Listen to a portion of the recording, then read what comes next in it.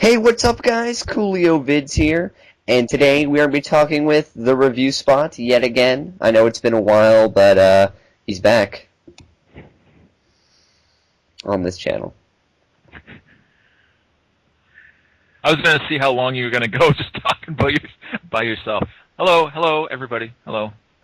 Yes, it's glad to have you on here. You know, I'm glad to be back. Yeah, It was a while. It was a while, but I'm glad. You know, not many people could say that they've had TheReviewSpot twice on their channel, but I can because I'm awesome like that. Yep, that is very true. Yeah. So, Coolio Vids 101. What are we going to discuss today? Well, I'm just gonna let's see what's new. Really, holidays are just around the corner. Really, well, here in America, you know, the best country in the world, we do. Oh, really? Well, yes, it's America. Just listen to the name. But anyways, we have Thanksgiving coming up. You know, not in October, because that's time for Halloween, not Thanksgiving. I don't. We're going to go there already, huh? Well, yes. And tell me, Coolio Vids 101, do you have plans for your Thanksgiving? Let's see. I'm gonna wake up, watch. That's always good. Yeah, watch the Macy's Thanksgiving Day Parade, and we have to go to our aunt's house to eat, which I would prefer it at my house, so I can just eat and then go back to bed, but I can't do that. So.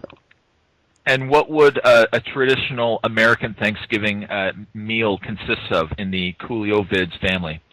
Let's see. Turkey. Like a ham? Do we have ham or anything? We might have ham. That's more of a Christmas thing for us. Oh, okay. Turkey, mashed potatoes, stuffing, other stuff. Gravy.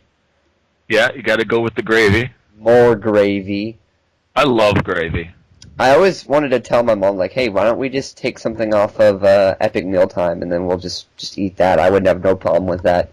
My dad's like, yeah, let's do that. My mom's like, no, we're not doing that for Thanksgiving. That's ridiculous. Do you ever have Yorkshire puddings? Don't think we do, no. No, eh? That's something that we always have every year. Oh. Is it good? It's basically it's a British dish, and basically it's just a like an airy kind of. I'm totally describing this horribly for anyone out there who knows Yorkshire puddings really, really well and could probably give a better description. But it's basically like an airy kind of crispy kind of dessert. Not really a dessert. It's like a puff pastry that you have with your food. Oh, okay. It's like an airy kind of baked, almost like a bread kind of. I'm horribly describing this. I'm terribly sorry. It's all right. For people who've had this before, you can wrap it on spot. But luckily, I've never had it, so I can't judge. So, it's fine. The beauty of YouTube is, I'm sure anyone just hearing this now saying, what exactly is this guy talking about? You could probably even type it in on the search bar, and somebody is talking about it. I'm sure maybe there's a how to make Yorkshire puddings on YouTube. I'm guessing there's got to be a Yorkshire pudding review. I mean, there probably is. It would be it's Yorkshire, so it's technically Yorkshire, and then it's pudding. It's delicious, by the way, especially when you put gravy on top of it.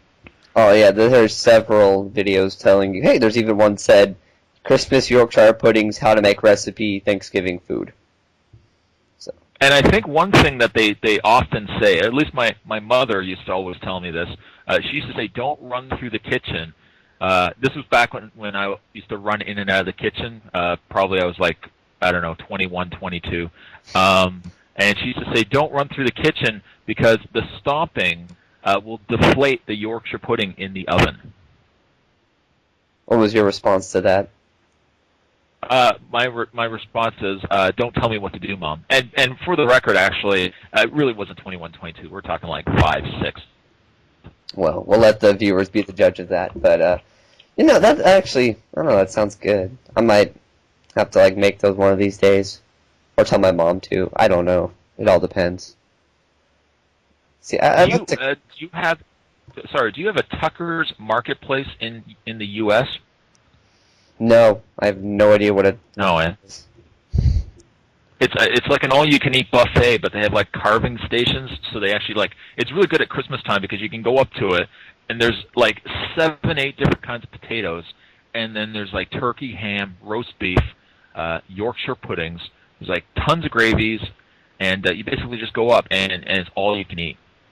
That sounds amazing. I love potatoes, and I love meat, so... And gravy. Oh man, I'm so hungry right now. I don't know why we decided to talk about food today, but 'cause I'm This so... is probably the worst thing we could have talked about, Coolio. Mm, yeah, Well, there certainly are worse things we could have talked about, but there is, but just a few days away from Thanksgiving, and I'm already hungry for it. I'm so hungry. And then you got like a whole nother year for Thanksgiving. I'm sorry about that. well, that's all right because technically, like my Christmas, I would have all these things anyway. So I would have like the turkey and the potatoes and everything else. So really, in Canada, maybe not for everybody, but a lot of Canadians might get hit really hard with the weight gain between October and December because you're getting hit with like two heavy eating holidays. Yeah, that's true here. Um, oh man, I can't wait for Christmas too, because we have we have a big Italian just type meal on Christmas. Because it's I don't know. I can't wait for Christmas either. Christmas is going to be a blast. Maybe not just the food, but just everything else. I absolutely love Christmas. Do you have a tree out yet, or like when do you start decorating? When does the Coolio Vid House start decorating for Christmas? We usually start right the day after Thanksgiving, but I don't know. We kind of already have stuff out about the house right now, which I kind of get mad at people. I'm like, it's not Christmas yet. We have Thanksgiving to come up. It's like it's close enough. I'm like, it's not the same. We can't put on Christmas specials yet. We haven't celebrated Thanksgiving yet. So I get mad, and then they get mad at me, and it's kind of a cycle. But yeah, I love Christmas. I can tell you, I'm getting really antsy to watch Christmas specials, and I keep looking at the calendar, asking myself, when is a good time that I can start watching Christmas specials, and it's not too early. Yeah, Christmas specials start day after Thanksgiving. So this year it'll be November 25th is whenever Christmas time starts around here. And do you have Christmas specials that you watch every year? Oh, absolutely. Let's see. What's some basic ones like Christmas Story, Charlie Brown. Yeah, Christmas Story is a good one. Let's see. Home Alone, of course. Um, really, just any kind of Christmas movie. We used to watch the whole like ABC Family thing, where it was like 25 Days of Christmas, but it's now just turned into really cheap TV movies instead of like the Christmas classics. So I don't No. know. It's funny. I'm the type that actually would. I go out and I buy the DVDs so I can just watch them anytime. But I always find you watch them more when they're on TV versus when you actually have them on DVD. When you have them on DVD, you're like, you know what? I'll watch it. I'll watch it next week, or I'll watch it, 2 weeks from now, and then you just never get around to it. Whereas if you flip into it on TV, you might be like, oh, Rudolph's on. I'll watch that. That's really true. This, like regarding recording TV and stuff like that. I noticed we had something recorded in our DVR, and we're like, Mom, we own this on DVD. She's like, it's just easier that way. I was like, okay, so we just spent money on something, and now we're never going to use it again. It's like, but it's easier. I was like, I guess that makes sense. So, I mean, I guess if stuff starts airing more and more on TV, I really don't think we'll need a lot more DVDs, unless it's like new, and we have to get it now. I always like to watch the 51 classic Christmas Carol with Alistair Sim. Mm-hmm. That's always one I like watching every year. Let's see, what's some other Christmas classics? Batman. I also like Mickey's Christmas Carol too, which is probably my second favorite Christmas Carol. Oh yeah, Mickey's Christmas Carol. I completely forgot about that. And that was on the Pop Culture Yearbook like the other day. That's right. I know things. But yeah, Mickey's Christmas Carol. That's definitely a Christmas classic right there. And what else do I also like watching, of the horror end of it, I also like watching Silent Night, Deadly Night. I always watch that every single year as well. is You laugh, but yeah, it's become an ongoing tradition here in Spot's household that I always watch that every single year. Yeah, I always watch Batman Returns just singly for the Christmas. I'm like, hey, it said Christmas in the title. It's technically a Christmas movie. And then over the years, I learned like I really don't like this movie as I thought as much as I did, but I You don't. know, like you know what? Batman Returns is probably one of my favorite Batman movies. I always will love the first Batman movie for nostalgic purposes and just from my childhood. I love that movie so much. And then I didn't watch Batman Returns as much as a kid, but as I'm watching it now, it's just kind of, I don't know. It's grown to be one of my least favorites. Really, eh? Yeah. Above Batman and Robin? It'll never go above Batman Robin, and I hate Batman Robin almost twice as much as a normal person just because of what they did to Mr. Freeze. And Mr. Freeze, as many know, is my favorite. And to see that like kind of happen, see his first movie debut, and so now everyone, anytime they see Freeze, they start speaking in a non-Schwarzenegger voice, and so I'm like, Yep. that's not Freeze. It pains me. You know, speaking of Mr. Freeze, even though I didn't think the backstory of the character was all that good, I really liked the design of Mr. Freeze from the Batman cartoon. Oh, absolutely. I've always just Mr. Freeze. I love his outfit.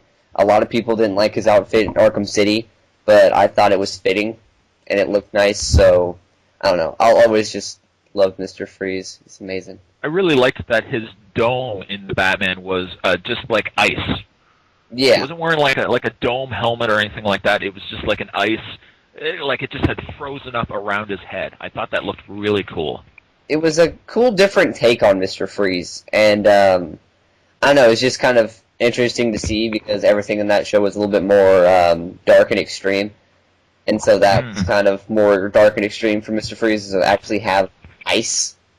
So how he was able to freely move around in there, I'll never know. But Or really talk. yeah, or even though he had no mouth when he was frozen, I don't know. Either way, it looked really cool. I think of the designs, that's probably my favorite villain from that cartoon. I think all the other villains were kind of done badly.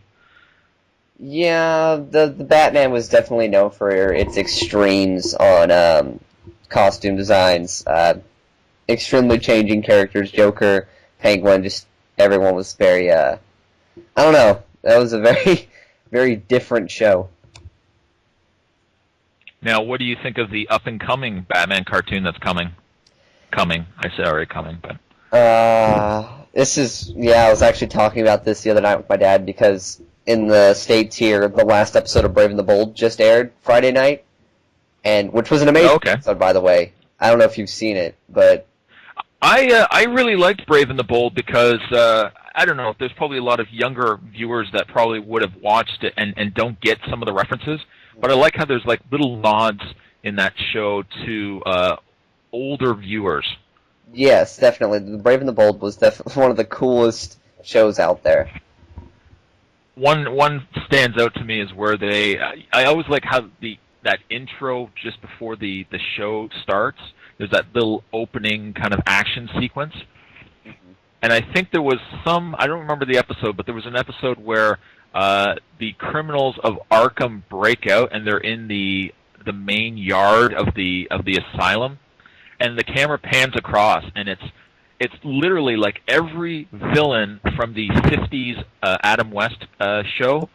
Mm-hmm. They had like Louis the Lilac. I think they had Falseface. They had was it Olga, Queen of the Cossacks? They had Clock King. I think they had King Tut in there as well. And it was like, holy cow! This is really cool that they've put this little nod in there for fans. Mm-hmm. Yeah, Brave and the Bold was just full of great homages to just everyone. It's it's so fantastic. The final episode is like about Batmite trying to change the series so he can get it canceled and get more a darker serious Batman. And so one of the ways he makes the show worse is incorporating the toys that they make just for it. And so they have it's the Neon Luge Batman, and it made me laugh so hard just because it's like, hey, I had that Batman. I had a Neon Luge Batman. And then they have like Ice Climber Batman, and it was just, I think I had a lot of those figures when I was growing up. it was just amazing to see that. I was like, hey, I had an Ice Climber Batman. I had a Neon Luge Batman. That's absolutely fantastic. Thank you for putting. Wasn't there a firefighter Batman that had like a red pickaxe or red axe or something? Mm-hmm. Oh my, there's. Oh my gosh, Batman repaints are absolutely just. Kenner was the king of repaints back in the day. Yes, it definitely was. I don't understand. It's weird to think of like toy creators like, all right, we got to make a new wave. Let's put in like 2 villains, and the rest will just be the Batman figure. But we'll make it different. We'll repaint it for like every occasion.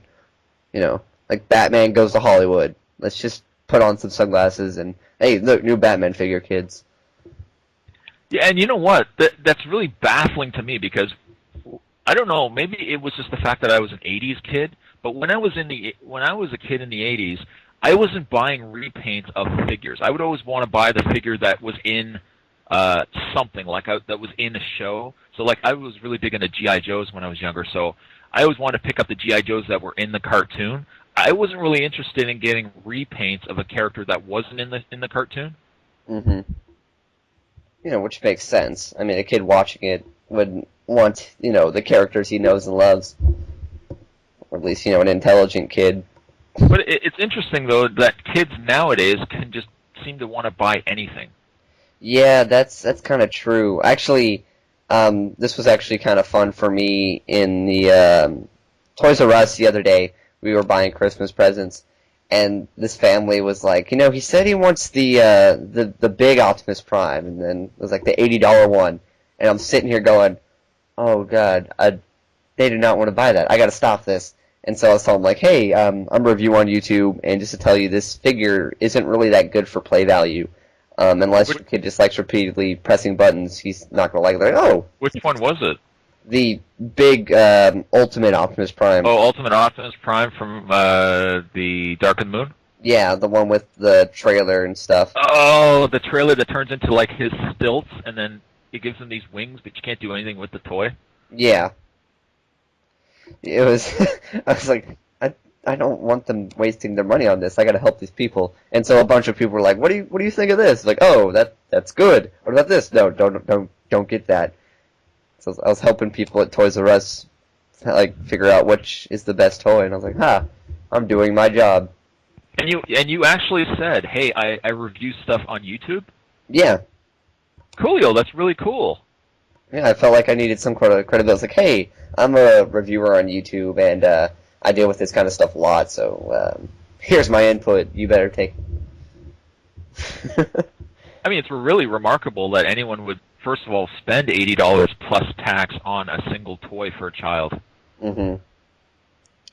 Yeah, and I know from experience that you're not going to get, like, 20 items that are each worth $80, because that's just not how it works. Unless, it's like a grandma who just wants to give you everything. But other than that, it's parents like, yeah, you're getting one thing, and that's all you're getting.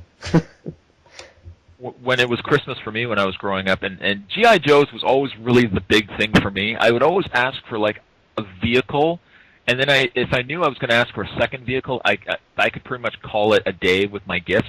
So I'd always say, I'd like to get this vehicle, like in the case of like the G.I. Joe Havoc, and then I wouldn't mind getting like 4 or 5 figures, which I knew was about the same price as the Havoc. So I thought, well, at least then I can get, like if I'm going to my grandparents' house, I can play with the Havoc and play with some figures with it instead of just playing with this vehicle.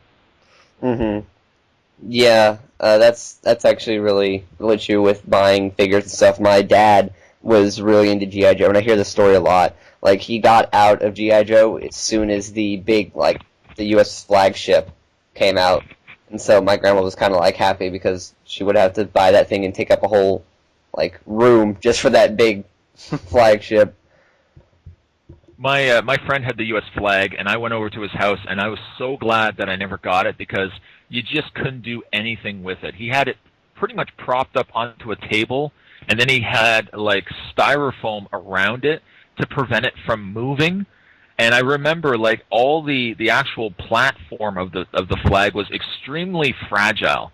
That you couldn't put a lot on it, or the pieces would start separating from one another. Wow. It certainly wasn't worth the. I'm trying to remember how much it was then. Maybe it was about maybe about $89 or something like that. Now, granted, this would have been '87, so I mean, you know, $100 toy back then would have been quite expensive. Hmm.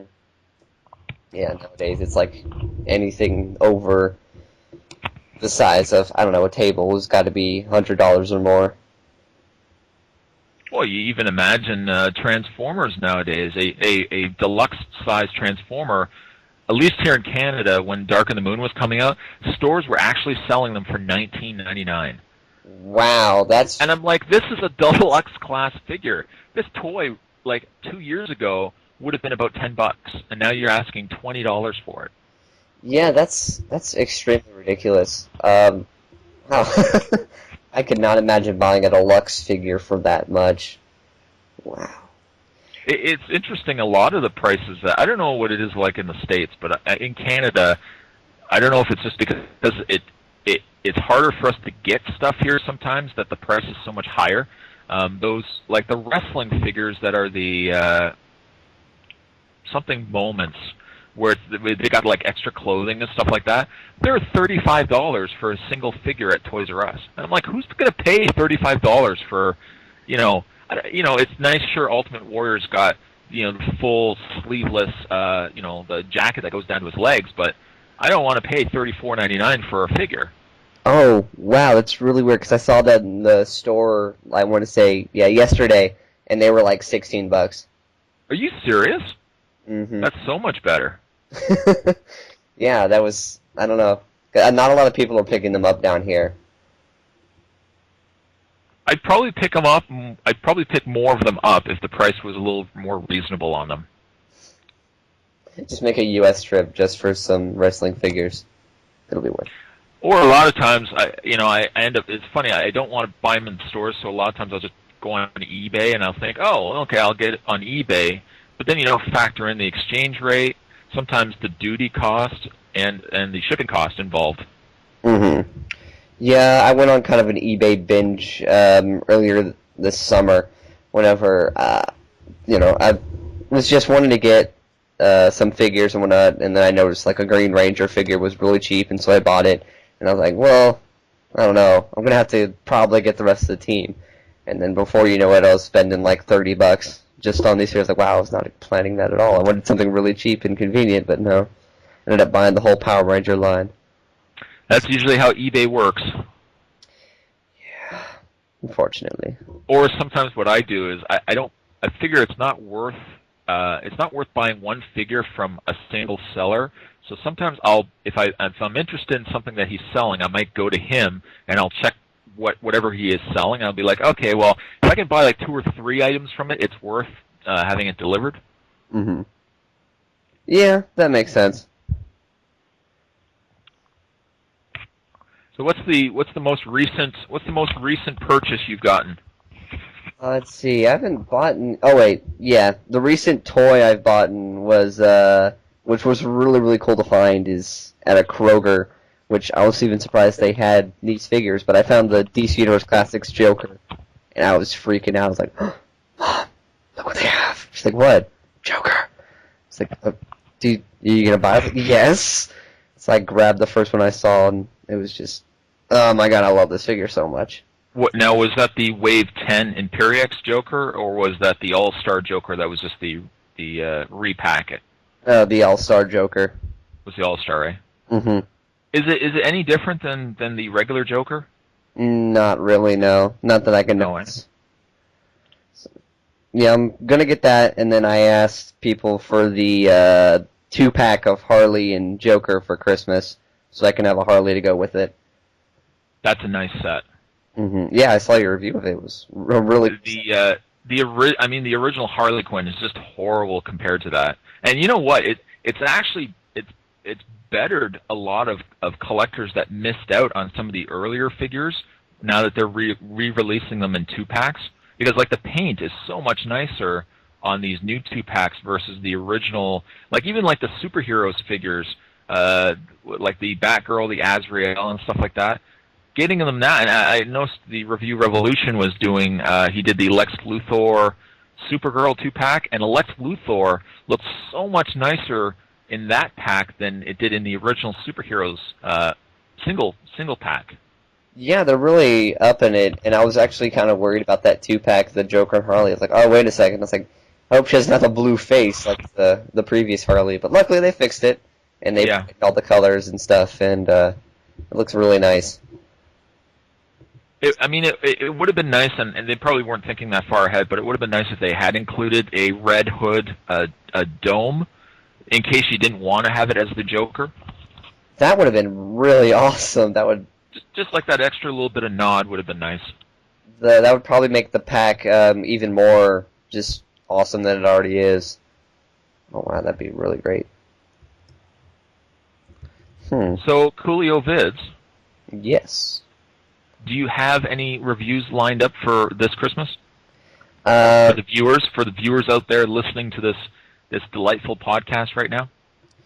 Well, I do have some action figures reviews I want to get out. Like, I'm going to be reviewing the Joker figure, like I said. And then, what else am I reviewing? I'll be reviewing a bunch of stuff because I've gotten some requests. And I will also be airing my Halloween special that I missed out on, unfortunately, because I had this big Halloween thing I really wanted to work out. And then I was gone for a while, so I never got it up. But people have been saying they want it anyway, so that'll be going up soon, too. Oh, that's good. Also, some video game reviews are coming out, which I'm really excited for. So. With actual game footage? Yes, with actual... Very nice. Yeah. There's been some really excellent games this fall. Let's see, Arkham City, of course. That was... oh my god, best game I've played all year. I haven't played it yet. You played or have you played and or beaten the first game? I've actually, I hate to admit this, but I own Arkham City, and aside from the demo that I downloaded to my PlayStation, I have not played the game at all. Okay, well. I know. You probably should just go now, and I should probably hang my head down in shame and just bow out of this right now. Oh my god, this game is so amazing, and like I said, Mr. Freeze, he does so much in this game, and I'm so excited because I found after doing all this, I hit the mic.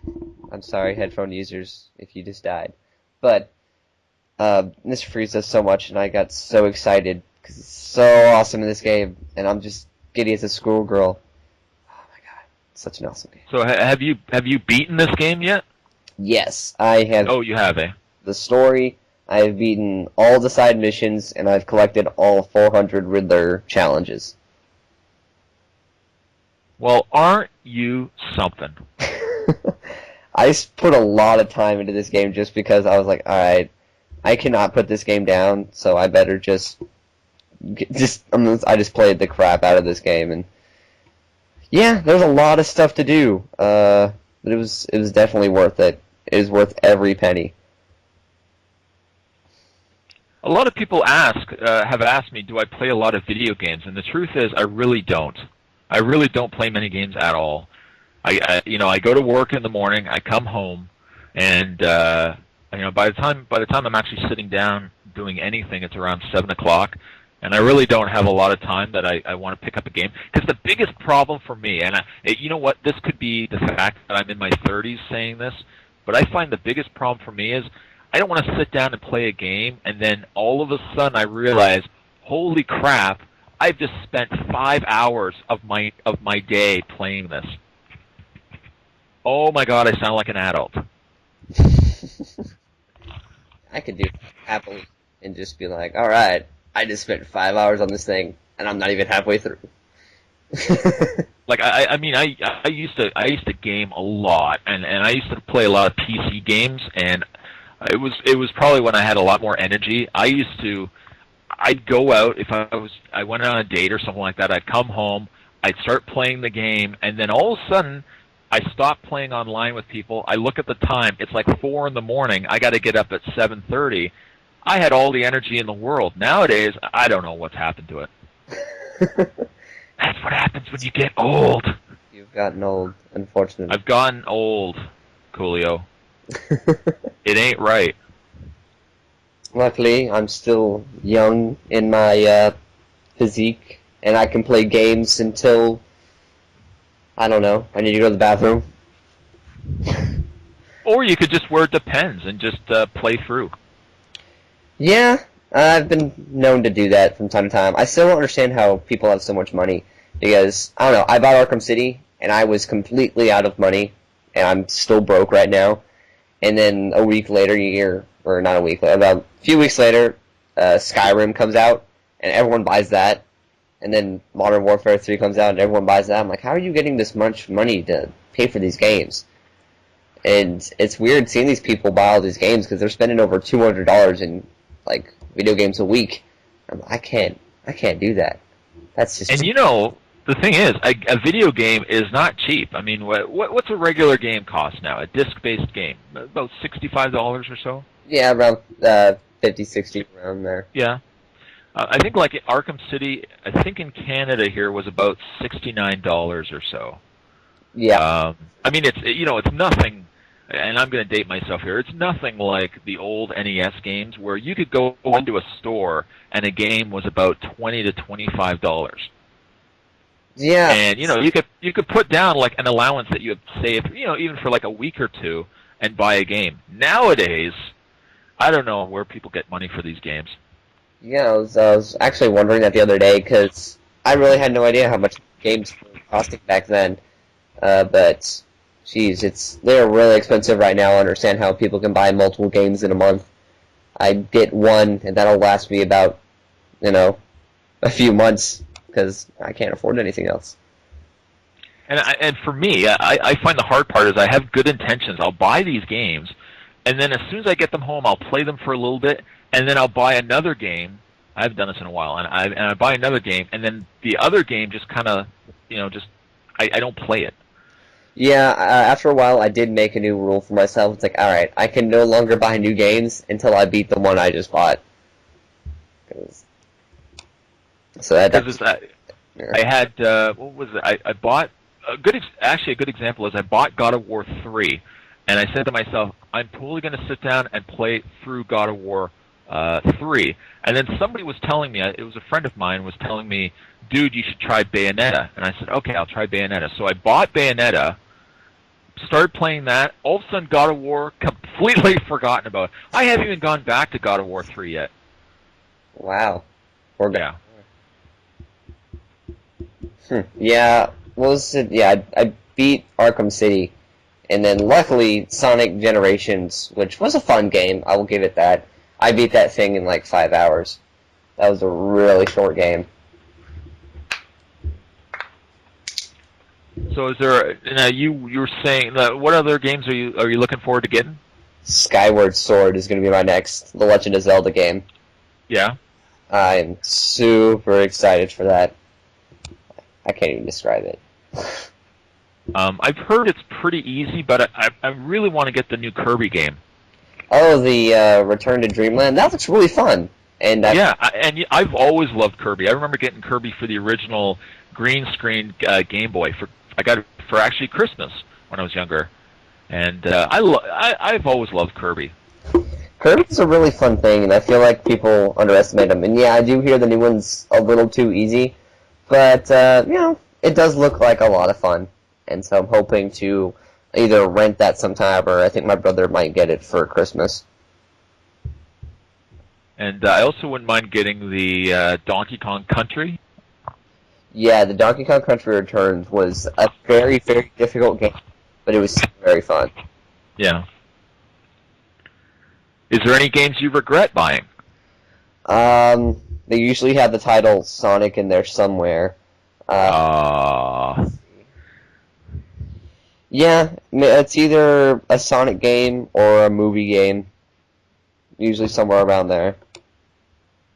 I can tell you the last game that I was really disappointed that I bought was the Metroid. I don't remember what the name of it was. The new Metroid that came out for Wii, which was supposed to be like the big comeback to like the old Super Metroid game, and it just ended up sucking. Oh, I think was that Other M, where like Yes, the other M. Yeah, Samus a I real. bought that. I think I played it for maybe 2 hours, and I haven't played it since. Yeah, I heard they make Samus like a really stereotypical girl. Like it's ridiculous how like a bounty hunter could be like this. I don't know, this just whiny and stuff. Oh, and I think the biggest gripe, like a lot of people just said, like don't have her talk so much. Hmm. When you have a character talking too much, it almost devalues the character itself. Like, could you imagine if Batman spent all his time just talking? I mean, he'd probably lose all of his really cool, I am the knight kind of feeling if he's sitting there having conversations with the criminals. That kind of sounds familiar to like the new 52, where you see him just like monologuing, where he's like, "My city, only I could defend it because I'm Batman. Why? Because I'm Batman." It's like Have you been following the new 52? I started following it a bit, but I ran out of money, and so I haven't been be able to buy as many comics as I would like to. But other than that, I've just been watching The Real Manos and see what he has to say. Yes. I also enjoy watching the Real Manos on YouTube. Yes. You roll me something. That, So what else is new with you, Coolio? well, let's see. I don't know. I think I've covered everything really. Not many new things are coming out. I just would like to say that I'm back, people, for at least a week, and hopefully, I don't know, I can get some videos out in this short time, because I was gone, and I'm sorry for that. May I ask you something while we have you on the podcast? Yes, you may. What has happened with Nemesis vids? Is he still a thorn in your side? Oh, absolutely. Nemesis Vids really has been, I don't know, I really don't see him much as a threat. He's just kind of an annoyance, but he has proven himself to be a bit more active. And, yeah, I'm not sure what to think of him just yet. I hear that he's planning on, I don't know, he keeps talking about his best friend Dooms Vince, but I really don't believe him on that. Yeah, he's kind of an asshole. I don't know. He's Yeah, that yeah, big. that Dooms Vince is a bit of a jerk, but I can say this: he does make one hell of a good chicken salad sandwich. Yeah, he does make some good food. Unfortunately, that's just kind of like I'm guessing that's the thing that's stopping him from like being in jail. Like they'll get him and like, oh, we got you now, Dooms Vince, but I'll make you a sandwich. And they're like, oh, all right then. Okay, we'll just wipe this whole thing. They're like, "All right, boys, take him away." Whoa, whoa, whoa, Chief, have you tried this sandwich yet? Let me see that sandwich. Oh, very good. But don't worry, people. Don't worry about Nemesis. He's no problem. I mean, have you seen his videos? They're not even really that creative. Like Aquaman as Darth Vader. That's come on. There's probably somebody who already thought of that. And Outrageous. it was yeah. I mean, and Batman and My Little Pony. That's just ridiculous. Yeah. So, do you know if there is any more? And I guess you would have to be in cahoots with him to know this, but do you know if he has any future videos lined up? Not that I'm aware of, but I don't know. For you people following him and you're probably doing it as a joke. But if you're following him, keep me updated on what he's doing because I don't know. He could be scheming something right now. He very well could be. He could. He might have something completely just up his sleeve and totally ridiculous. Because you know what? Here's the thing. The thing about evil is they're always thinking. Mm-hmm. They're always thinking. They're always thinking. They're always like wiping their hands. Or they're always generally curling a mustache if they have it. Mustache, yeah. I've actually talked about him about that, and he said he's working on that, the whole mustache thing, which that'd be pretty cool. A mustache for Movember, as it were. Yeah, actually, I was going for the whole no-shave-ember, but we had pictures, and I was like, Mom, I can't shave. She's like, you're shaving. Like, all right, fine. I'll do it. It's just because I want to do it. It's not because you told me or anything. So unfortunately, I had to shave, but it's back. The beauty of myself is I just have a general neglect overall. I have not just left the mustache. I just generally don't shave.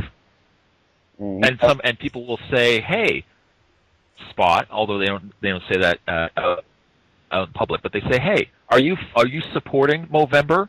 And I'll say, "Absolutely. I'm generally neglecting my face as a whole, and I celebrate Movember all year round." That is a good tradition. Yes. It's kind of like whenever on Justice League or something, they wanted to show that Superman's been away for a while, so they'll give him like a beard. Something like. And here, I got a question for you. Let me throw this out here. What would Superman shave with? Would he have to shave with like a kryptonite-laced razor blade? Because wouldn't his hair be indestructible as well? I don't know if he has hair of steel. I'm assuming that every part of his body has been enhanced, so hair. I even have to have some kind of kryptonite-powered razor blade to shave. I always wondered that about Wolverine too. Like, could he ever really get a haircut? I had one issue comic where he did cut his hair really, really short. Is that even possible? Because wouldn't he just grow his hair again, like instantaneously? Yeah, I'm guessing Wolverine would just be like just scratching his face a lot with his claws and just wait for something to happen. Hopefully, it'll stay down. Superheroes' facial hair. That's a topic for another video. We need to get together and do that someday. Absolutely. That sounds like a great idea. I might actually want to like grow a Hugo Strange beard. Just like down here on my chin. My jawline. Have you ever had outlandish facial hair, Coolio? I did at one point, and I was really wanting to grow out. But, you know, I kind of had to shave it just because it was like growing in weird spots and it just looked awkward. And I was like, all right, I think it's time to end this. I've come to my senses and I realized that this is far too weird for even myself.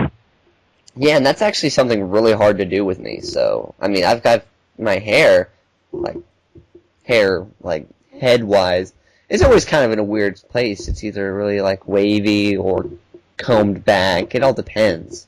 I'll do some weird stuff with my hair.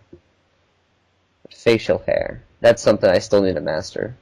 I used to do some real crazy stuff with my facial hair. You tie it up in a bow or something? No, actually, I don't know if you follow wrestling. Do you follow wrestling? Not really. Not really, though, eh? There was a wrestler named Jeff Hardy. And he used to do these really weird things with his facial hair. I used to kind of do similar things. I used to have like little lines and little peaks and stuff of facial hair. And then there was a couple of times I used to like braid. I had like a little middle beard that I braided. I was really weird back then. Oh, I used to paint my nails too. I don't know if I should probably openly say this in a podcast, but I was really weird. I had earrings going on in one ear, messed up. Wow. That's really something I did not know about you, Spot. Well, see, there you go. I'm throwing it out there. Only on Coolio's podcast would you get stuff like this. You folks get the exclusive with Spot. You now know that Spot had some crazy life back then. Maybe Yeah. he still has it now. We'll never know. But And my coworkers used to think, they actually used to say to me, "Are you on drugs?" And I'd be like, "No, I'm just generally like this." You're just like that guy who people walk in, they're like, oh, it's that guy. I don't know if we should be getting served by that guy. He looks a little strange. Do you have your purse? Yeah, I got it. This was probably like mid-20s, so like, I've grown out of that since then. Oh, okay. So you grew out of the... Was this also in your video gaming stage? Where... You know what? It was. It was around that same period of time. Yeah. Did you just have some kind of like big awakening or something, where it was like, I gotta drop the video games and the piercings and... You know what? I think it was when I met the woman that I was eventually gonna marry. Was when I think I met her parents, and her parents kind of looked at me a little funny because I had the black nails, and I had like the lines of facial hair, and I had like the piercings in my one ear, and my hair was like really gelled up and spiky and stuff like that. And I think they were kind of looking at me like, who's our daughter dating right now? So I thought, you know what, maybe I should probably grow up and be a little more adult. Yeah. That is a great character arc. Wow. See, people, serious stuff can go on this channel. It's generally frowned upon, but it can happen. This has been proven today. Anything else you want to talk about, Coolio, while we're running this podcast of yours? It's hard to follow that up, but I'll try my best if I can. I'll just continue saying that, guys, videos will be coming soon. I promise you. Hopefully, I'll be able to talk some more. And please, just hang on in there. All right, just hang on. No matter how crazy things may get. I've recently had some experiences in life that have kind of woken me up a bit. That things can be okay. All right. Even if you're super depressed, you can be okay. I promise you. If you need someone to talk to, find someone else besides me. Oh, you had them there for a bit. I did. So you had to be a jerk and throw that in. Yeah, I kind of do. Sarcasm is, I have to put it in at least every little bit, otherwise I will die. Which is kind of good, because, as you may or may not know, Twilight, the newest one, just came out, and I've been attacking the crap out of that thing. So much fun. I don't know if you knew this, by the way, Coolio, but my local movie theater has the Twilight combo pack that they sell at the concession stand. Mm-hmm. It comes with a large popcorn, a medium-sized drink, and a personal cyanide pill. Huh. Might have to actually get that. Yeah. That's in case, like, if you're still alive by the time you've finished watching the movie and you just want to end your life right there, boom, cyanide pill, courtesy of your local movie theater. I'll have to see if my theater has that going on. It's kind of worries me that we have a demographic for these types of movies, Like, I may understand the books because I've never read the books, and they might be actually well written. But, I mean, in a world where, One man. in a world where movies are based on how good looking you are, no character development, no good writing, no acting required. See, it works me. I just... Why? I actually heard people complaining about the blood scene in the newest movie. The blood scene in a vampire movie. Really doesn't make sense, does it, Coolio? I was baffled. I went up to them, I was like, wait a second, so you're telling me that there's blood in this movie? There's a vampire blood. You're kidding. I was not expecting blood in a vampire movie. We we have to tell someone about this, and they're like, shut up. I was like, I'm serious. This could be a serious thing. I just really complaining about the blood. Complaining about the blood. I personally find myself, I can't even watch movie awards, music awards, because I just don't get it anymore. Yeah, that's generally true. Well, there is one group actually. I believe it's called the Scream Awards, and I think it was on Spike. I want to say Spike, where it was honoring more actual horror stuff and comic book stuff and general just freaky geeky stuff like that, which I watched and was actually enjoying. Like there was comic book writers who won awards. Robert Downey Jr. won an award for being Hero of the Year, and I was like, yeah, RDJ made me happy. And it was something fresh. It actually was, not every award went to Twilight. It was cool. Well, I guess unfortunately for everybody out there, all your fans that watch and follow Twilight, I guess with this is what, the last movie, isn't it? Part one of the last movie, yeah.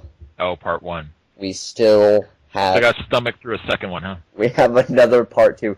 And it's not like Harry Potter where you needed a part two to fully tell the story. It's for the money. Come on, people.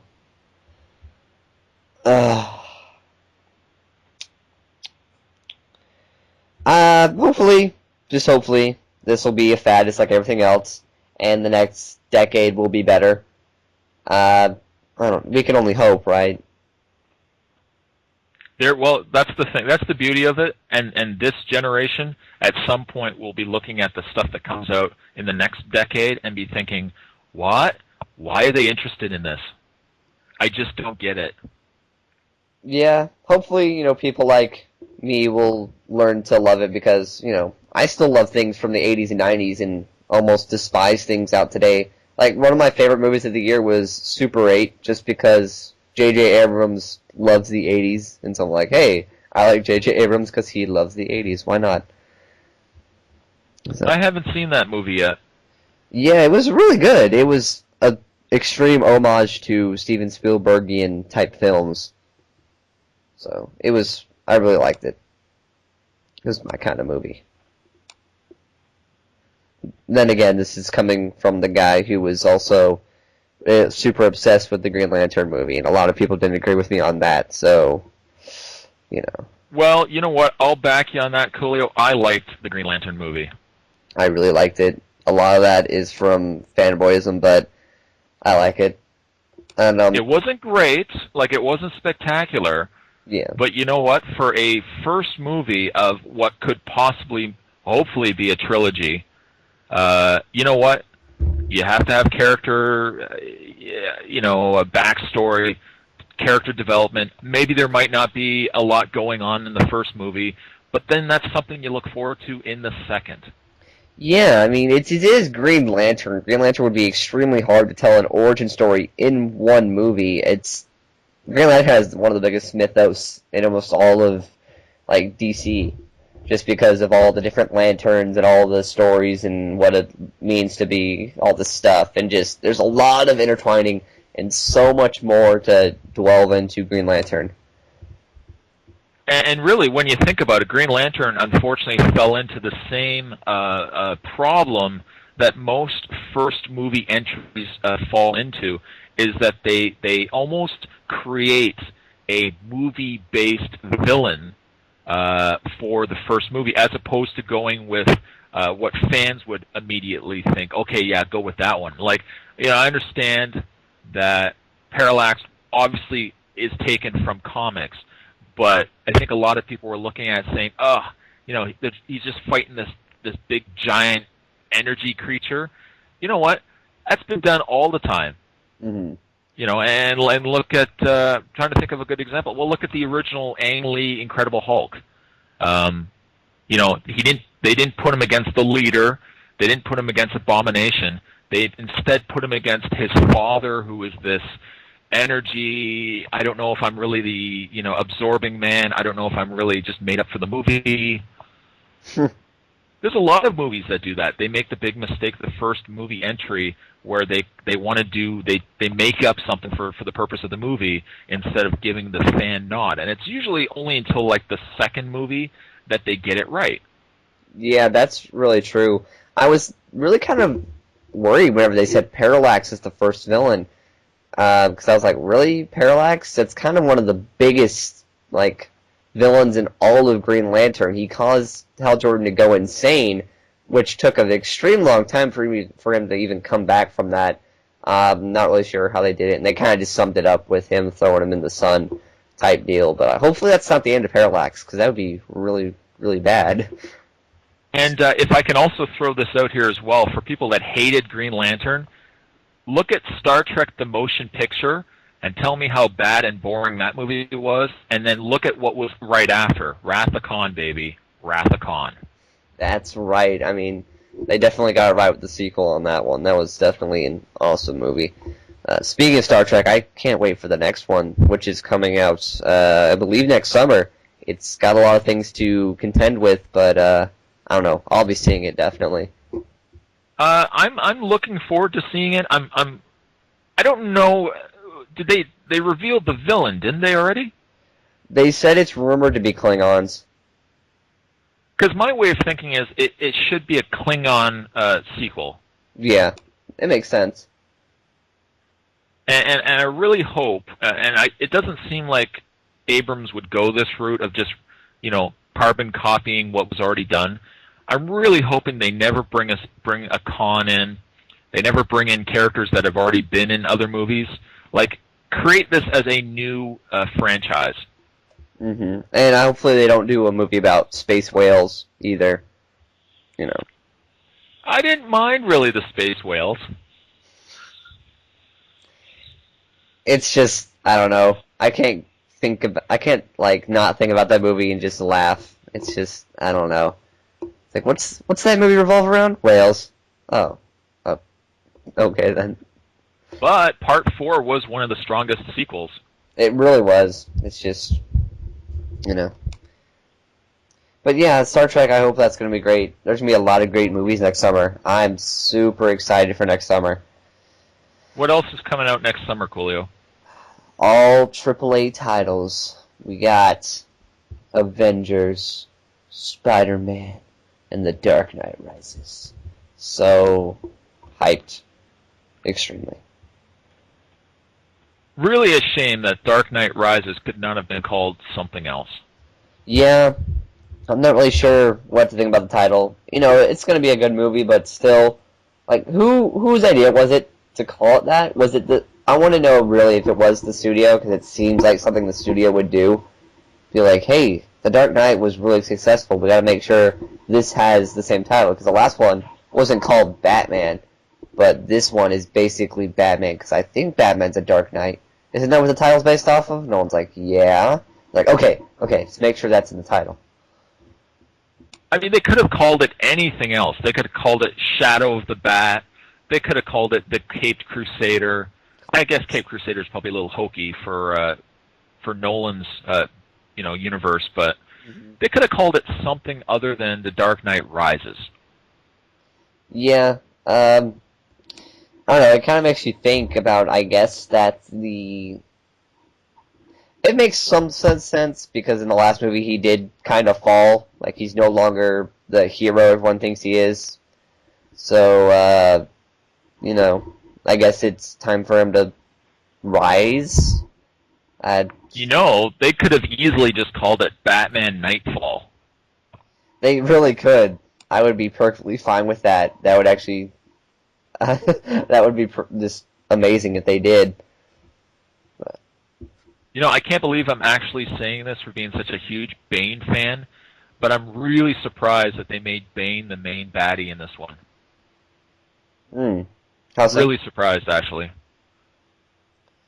Well, because my way of thinking is Bane has always been a really strong Batman villain, but if you're going to sell a Batman franchise or a movie to a non-Batman fan, I would probably have gone with more mainstream villains. That's really true. My mom does this just because, she's doing it on purpose, but she still goes, anytime I mention Bane, she's like, oh, you mean Poison Ivy's sidekick? I'm like, no, was it? Never mind. And she's like, yeah, I know. It's like, that's what people, even if they remember that being Bane, a lot of people will think, oh, that was the last time I've seen Bane, because Bane really isn't that, it's not a name you can cling on to, like the Joker or Two-Face. Like, that's a name, and you can go, oh, okay, Two-Face, I can kind of see what that already is, and it's Batman-y sounding. But Bane could be, like, a villain of anyone. Yeah, and it's funny that as a studio backing this movie, I'm surprised that they weren't looking at the choice as more we got to put a villain in there that we can market really well. Mm-hmm. Like, I mean, you couldn't get a better two pairings of villains in Dark Knight than Joker and Two-Face. I mean, Joker alone can carry a movie on a franchise and marketing level. And I was really confused with, unless Nolan really pushed this and said, look, I'm not doing a third one unless I can get, who I want to pick as a villain. But I'm really surprised that the studio would say, okay, let's pick a villain that was introduced in the 90s, and aside from having one mention in a really bad Batman sequel, probably not a lot of Batman non-fans would really know who this guy was. Yeah, I'm guessing they really do have faith in Nolan because he's just made so many good movies recently. So I'm guessing, just like the term "in Nolan we trust," I'm guessing they're like, okay, Nolan knows what he's doing. Even though we've never even heard of this character, let's go ahead and let him have it. And they actually have been promoting the whole Catwoman thing a lot more, I've noticed, than the Bane thing. I'm going to get a lot of hate, I'm sure, for this, but I really would have loved to see Riddler in this movie. I would like to see. Okay, it would be cool. It would be interesting to see Riddler, but I mean, I didn't think like he had to. Like everyone was like, "Oh my God, we got to have Riddler because it's the perfect Nolan villain." Like, I don't know. It would be cool, but I didn't need Riddler. And there's one person I would really want to see play Riddler, and if they do a Riddler in the next Batman series, I really hope this person plays it, and that would be Neil Patrick Harris. Really? I would love Neil Patrick Harris as the Riddler. That would just be amazing to me. Of course, then again, a lot of people were like, Heath Ledger, why would you pick Heath Ledger for the Joker? And he turned out to be a really good villain, so you might be right. I mean, Neil Patrick Harris has proven he can act, and I just think he has a perfect physique and this voice for the Riddler. And it just, whenever I saw him as Music Meister, I could tell he has a nice little, just proper way to him, and has just a really good voice. And so that was like, if he can just be sinister, and, he can be serious because he's done it before, he could be a good Riddler. And that would just be awesome. I've got, my two main choices for Batman villains are Neil Patrick Harris as Riddler, and Alan Rickman as Mr. Freeze. Alan Rickman as Mr. Freeze, eh? That would be really cool. That's a really interesting pick. He's already got the whole monotone voice for it, and he's always really great at playing bad guys. And I don't know if I want to spoil anything, but in the final Harry Potter movie, you can show that he can be like really good at having a hidden motive for someone he loves. Like, actually, Snape's motives are really close to Victor's motives. Like the whole doing all this for the love of his life type thing. It works out perfectly. That could work. I know a lot of people said, well, there's no way you could have had Riddler in the Nolan universe because that's not the type of Batman that would complement that villain, because he's not really a detective.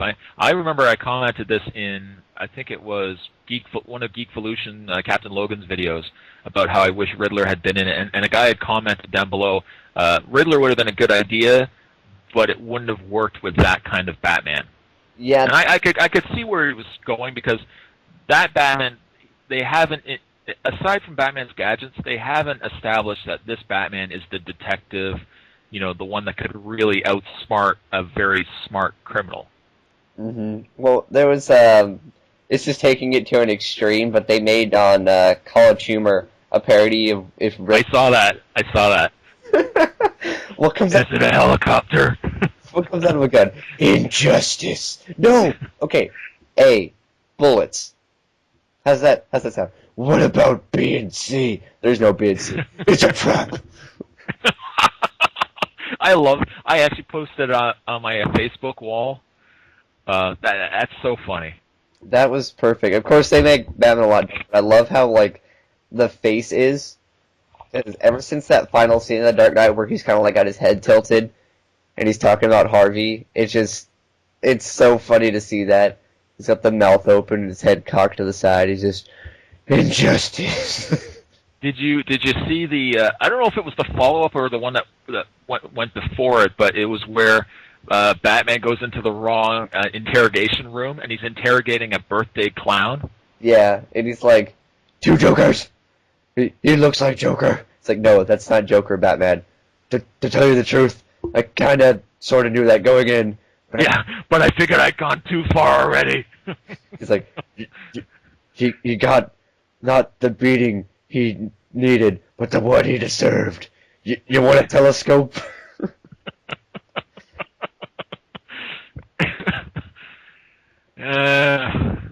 They do some really good stuff for the Dark Knight. That's gonna be fun.